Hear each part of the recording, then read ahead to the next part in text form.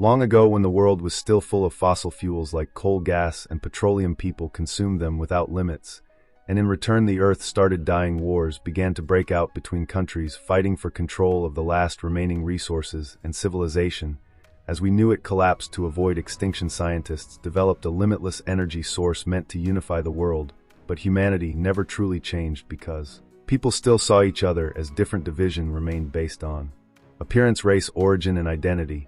So the new global government created a solution called the Echelon Program.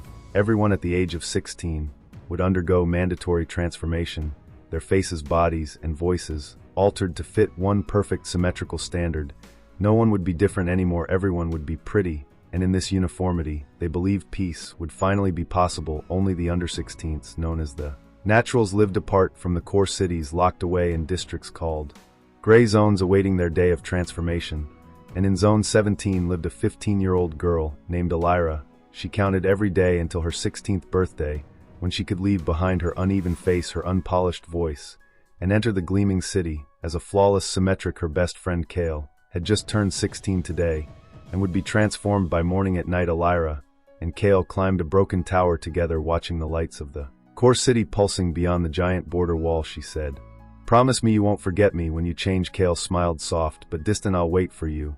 And then he was gone. The next morning, Elira watched the others cheer as the chosen were escorted into the transformation hall. Drones floated above, people clapped. Kale entered the building and vanished. Hours passed, but he never returned. Elira tried messaging him over and over, but he never replied. Confused and afraid, she broke curfew and snuck toward the city using an old tunnel forgotten by most, and in the shadows she found a broken object, a discarded optic mask. She put it on, and her reflection shimmered. The mask adjusted her face slightly enough to mimic the symmetrics. No one would notice the difference. Heart pounding, she crossed the checkpoint. Guards scanned her and waved her through. Elira entered the core city for the first time. Lights, music, voices, all perfect. Symmetrics walked elegantly, every one of them beautiful like sculptures. She wandered the streets until she found Kale standing beneath a crystal dome displaying art.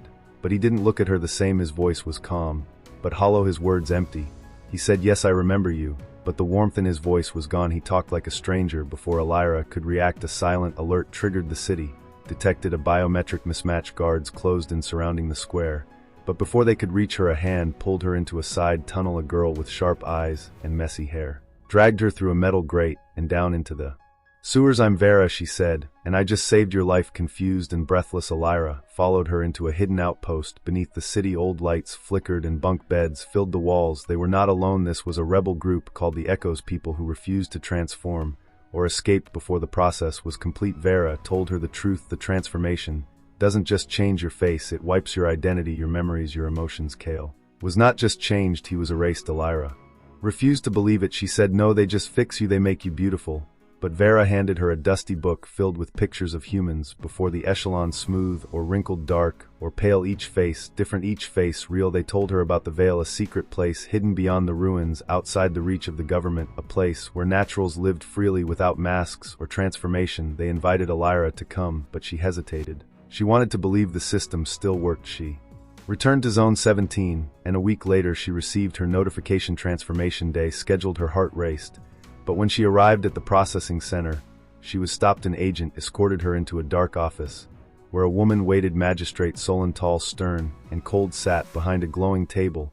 "You've been to the core unauthorized, you've been seen with rebels," Solon said. Elira denied everything, but her neural records said, "Otherwise you will cooperate or be removed," she said. Solon offered her a deal: help locate the Echoes, and we'll still let you transform. Elira reluctantly agreed. They gave her a locket, a hidden device that could track her and record everything. She traveled again to the ruins, following the directions Vera once gave her, past broken monorails and overgrown tracks, until she reached the desolate lands beyond. She found Vera waiting near a collapsed observatory.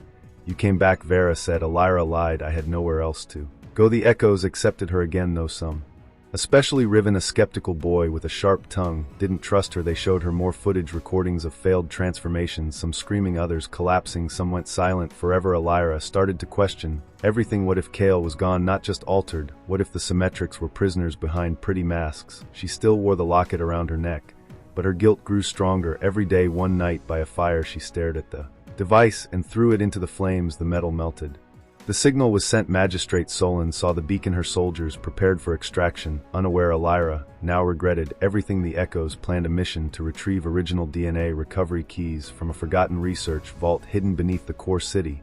If they had the keys, they could reverse the transformation process. Vera said, "We can save them all," but the mission was dangerous, and they had limited time. Elira joined the team. They moved at dawn, slipping through the industrial waste zones until they reached the outskirts of the city. But the moment they entered the vault, alarms triggered. Soldiers attacked, drones swarmed, laser blasts lit the halls, Echoes screamed and scattered. Vera was wounded, and Elira dragged her behind cover. Before they could escape, gas filled the corridors, and they collapsed. When Elira woke up, she was shackled inside a steel room. Solon stood before her. "I should have known you'd betray both sides," she said, and smiled. "You led me right to them." They were loaded onto transport vehicles heading back to the core. Elira looked at Riven, his eyes full of fury.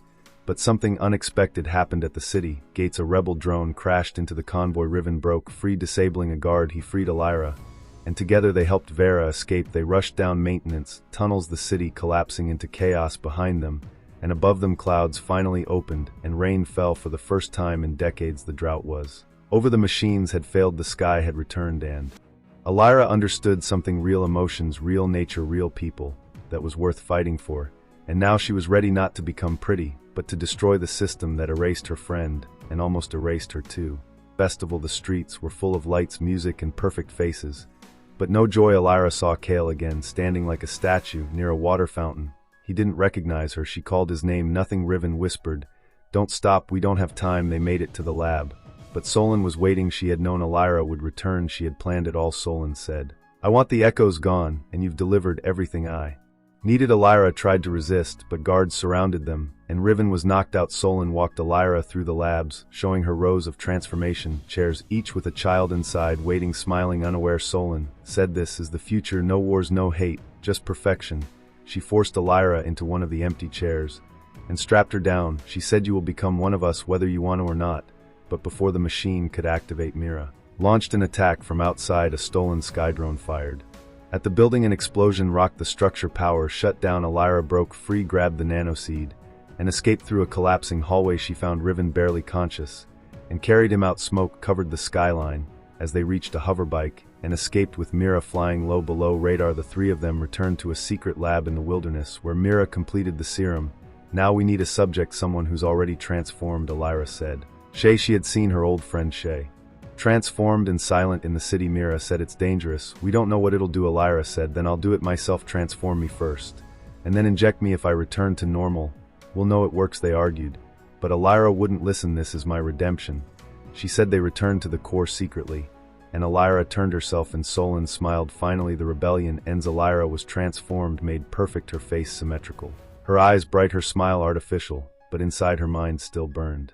After the transformation, she was escorted to the symmetric hall, where new members were introduced. Mira, disguised as a worker, slipped through the crowd and handed her a hidden injector. Elira injected herself in the bathroom stall. Minutes later, her vision blurred, her skin began to pulse. The control nodes inside her brain started melting. She gasped, fell to her knees. But then suddenly clarity, her real voice returned. She remembered her past. She was still Elira now. The serum worked. She returned to Mira and said, "We can save them all." They launched a covert plan using the festival crowds. As cover, they broke into the mind control center and released the gas containing the antidote. Only a few droplets reached the air, but enough symmetrics inhaled it and woke up. Panicked, chaos erupted. Solon ordered the troops to shoot anyone resisting, but it was too late. The illusion was broken across the city. The pretty people were remembering who they were. Solon cornered Elira one last time and said, "You think this will save the world? It won't. People are cruel by nature. That's why we need control." Elira replied, "People aren't perfect, but they deserve to choose." Solon raised her weapon, but Kale appeared. He had broken free thanks to the serum. He tackled Solon, and both of them crashed through the glass window below. Kale survived. Solon didn't. The city went dark. The power grid shut down. The drones stopped. The echo of silence spread, and freedom was born. Weeks later, Mira distributed the cure village by